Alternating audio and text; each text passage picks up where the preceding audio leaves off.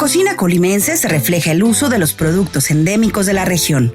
Abundantes frutos tropicales para la elaboración de platillos con claro origen prehispánico y mestizo. Emplea también condimentos con toques de canela y vinagre de tuba, que nos remiten al oriente por la temprana influencia filipina. En un tiempo, los llamados indios chinos produjeron el vino de coco. Destacan también en nuestra gastronomía los panes y dulces de la Europa del Norte, herencia de franceses y alemanes.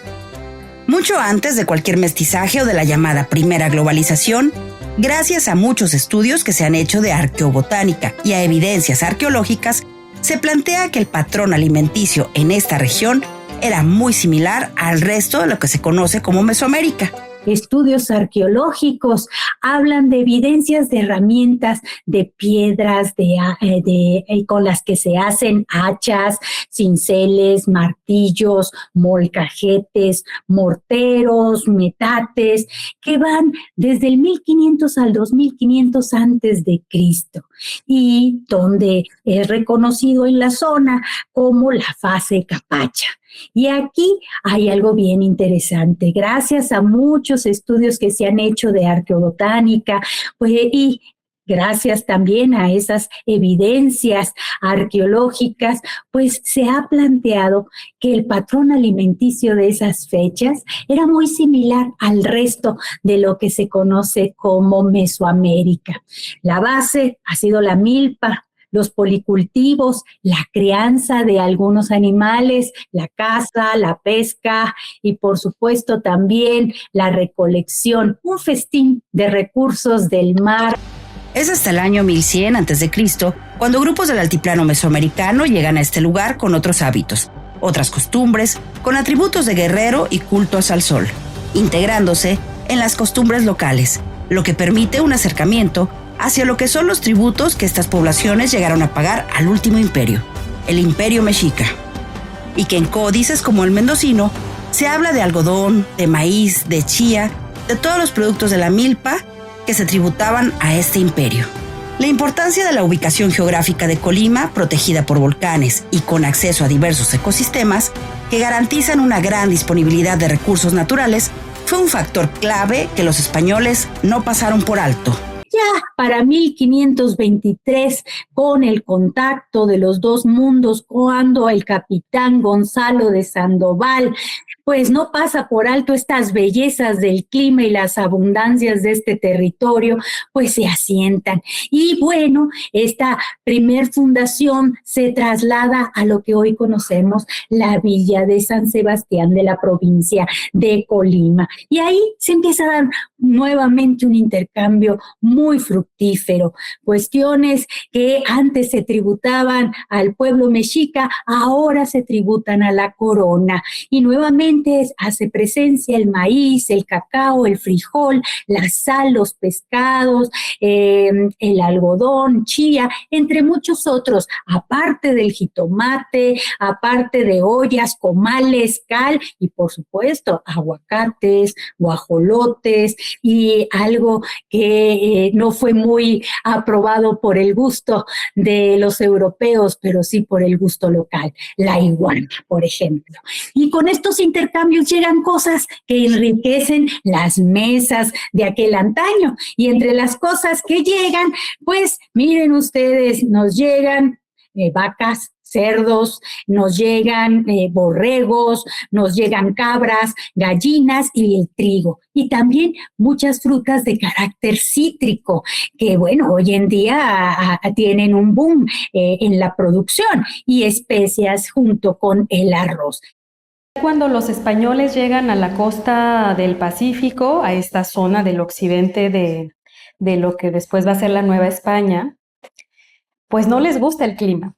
A los españoles les gusta el clima frío, les gusta el clima templado, y aquí hace mucho calor, se quejan, dicen que hay muchos mosquitos, que hay muchos animales ponzoñosos. Entonces van a encontrar una manera de quedarse, un interés económico, y ese interés es el cultivo del cacao. El cultivo del cacao porque los europeos acababan de encontrar en el cacao pues una planta muy redituable, de ahí después van a hacer el chocolate, Y entonces los españoles empiezan a establecer las haciendas de cacao en toda esta zona. Es en 1569 cuando llega el cocotero a Colima, procedente de las Islas Salomón, en una embarcación al mando de Álvaro de Mendaña y Neira, quien le regala a algunos vecinos de Colima para que lo siembre. Posteriormente, surgen las haciendas de palma de beneficio. A esto se suman rutas comerciales como el Galeón de Manila, también llamado la Nao de China, que desde 5 años antes, en 1564, cruzaba el Océano Pacífico entre Filipinas y la Nueva España, y cuyo intercambio natural y cultural tuvo un impacto a gran escala en el enriquecimiento de la cultura y la cocina colimense. ¿Por qué era importante la parada del galeón frente a las costas de Colima? Porque ahí desembarcaron muchos indios chinos o filipinos. Ellos se quedaron a vivir en Colima y entonces enseñaron a los colimenses a hacer una diversidad de cosas a partir de la palma de coco. Enseñaron a hacer el aceite de coco, el azúcar de coco, el vinagre de coco y, muy importante, la tuba y el vino de cocos. El vino de cocos es el primer destilado que se produjo y se comercializó en el mercado de bebidas alcohólicas en la Nueva España. Y el vino de cocos es el que va a dar origen a los primeros mezcales y, bueno, más adelante, el tequila. Convirtiéndose la producción del vino de coco en la principal actividad económica, logrando los colimenses obtener en 1627 la primera licencia o denominación de origen del llamado vino de coco. En 1626 viene el huracán, acaba con los sembradíos de cacao y lo único que queda en pie son las palmas de coco. Un año después, los colimenses consiguen, de parte de la Audiencia de México, del Virrey de la Nueva España, la primera autorización para producir y comercializar libremente el vino de cocos en toda la Nueva España, ¿no? Y entonces, el vino de cocos es un boom. De hecho, es la primera denominación de origen que vemos porque en los documentos de otras partes, por ejemplo en Zacatecas, ¿no?, vamos a sus archivos coloniales y encontramos referencias diciendo, aquí se trae el vino de cocos que llaman Colima, ¿no? Es como esta primera denominación de origen que tenemos porque identifican que viene de esta zona. Este vino de cocos se lleva a las principales ciudades y villas de la Nueva España, se lleva lo mismo a Guadalajara que a Valladolid, que hoy es Morelia, a la Ciudad de México. Y muy importante, se lleva a las zonas mineras del norte de la Nueva España, ¿no? A las zonas mineras porque en ese momento pues es la primera bebida que tiene alrededor de 50 grados de volumen alcohólico y que los dueños de las minas daban a los mineros que tenían que bajar, ¿verdad?, a trabajar arduas jornadas en la actividad minera y entonces empieza a distribuir mucho en esa zona. Después, bueno, va a tener sus propias restricciones, pero 1630 es la época del auge del vino de cocos, que lo vemos prácticamente por toda la Nueva España. Después tenemos otras licencias, porque las licencias de autorización se van renovando a veces cada 10 años, a veces cada 5 años, y es así que llegamos hasta finales del siglo XVII, cuando el vino de cocos empieza a tener un franco declive. Por muchas razones, porque me han preguntado si el vino de cocos fue tan importante, si se movió tanto, pues ¿por qué de repente se acabó en el siglo XVIII? Entonces la respuesta no es única, la respuesta es múltiple. Una de ellas es que las palmas se fueron haciendo viejas, ya no se renovaron, y bueno, pues después de 30 años tienes una palma pues que ya no te da la materia prima, ¿no?, que es la tuba. Esa es, bueno, una de las razones. Claro que después hubo otras plantaciones nuevas, pero ya también a finales del siglo XVII ya tienes otras bebidas destiladas que te están haciendo competencia, ¿no? Ya tienes el mezcal que se está produciendo, tienes el aguardiente de caña llamado chinguirito que también se está produciendo y bueno, finalmente son destilados que tienen un menor grado de dificultad porque bueno, para producir vino de cocos necesitas muchas palmas, están en la zona costera. Y para producir mezcal, bueno, tienes agaves por prácticamente toda la República, ¿verdad? La materia prima está más disponible, De la caña de azúcar también está disponible la materia prima, o sea, no necesitas estar en una zona costera.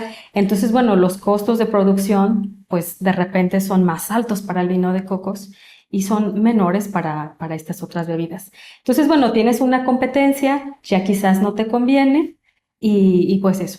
Pero también está el pulque en el centro de México, ¿no? Hay una fuerte presión de los pulqueros en la Ciudad de México para que se prohíban otro tipo de bebidas, y es entonces cuando tenemos en 1724 una orden para prohibir las bebidas llamadas de la tierra, entre ellas el vino de cocos. Es decir, los colimenses piden autorización para producir vino de cocos y ya no se lo dan. Ya el vino de cocos forma parte de estas bebidas prohibidas nuevamente, y pues llega el momento en que ya no es ni rentable ni atractivo, digamos hacerlo, ¿no? Se fue el vino de cocos, pero nos quedó la tuba, ¿no? Cuando hablamos de la primera globalización, por eso le llamamos primera, porque es justamente en el siglo XVI. Antes de la primera globalización, pues había muchas zonas del mundo que estaban conectadas. Incluso existía la ruta de la seda, ¿no?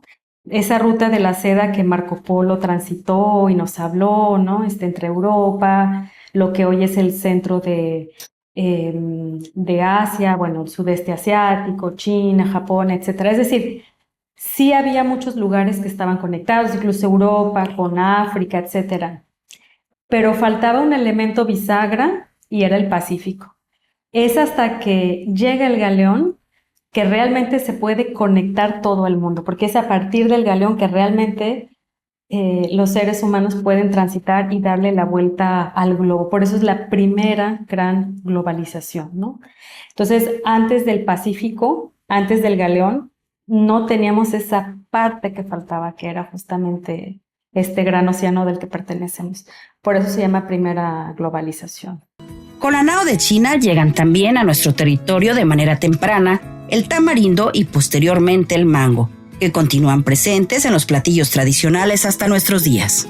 A principios del siglo XIX continúa la bonanza, procedente en gran medida de la producción de caña de azúcar, de granos, de coco y con la producción de huertas. Es la segunda mitad del siglo XIX que hay otra oleada de migrantes, arribando a nuestro territorio alemanes y franceses, que comparten su bagaje, quedando impregnado y apropiado en las cocinas colimenses, principalmente en la repostería.